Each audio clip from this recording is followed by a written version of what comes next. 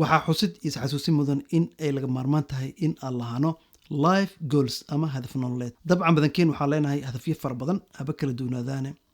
haddii ahaan lahayd hadafyada aan samaysano sanadka bilaagiisa hore ama sanad dugsiyeedka cusub ama business cusub markaa bilaawno hadafyada aan rabno inaan gaarno maaragtay natiijooyinka ama hadafka duu yahay inaan miisaanka iska dhibno.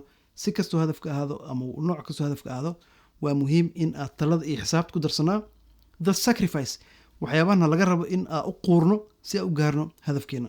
haddii maaragtay hadafkeyga uu yahay maanta in aan miisaanka iska dhibno ma aha kaliya inaan ku mashquulo in aan samaysto jadwal horumarsan.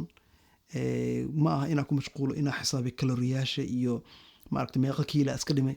waxaas waa loo baahan yahay of course, laakiin sidoo kale waa inaad talada ku darsadaa waxyaabaha qaarkood inaan ka tagaa. tusaalahaan dabeecadaha qaarkood iyo cunooyinka qaarkood oo markaas maaragtay saameyn ku leh jirkeyga iyo caafimaadkeyga iyo guud ahaan markaas miisaankeyga.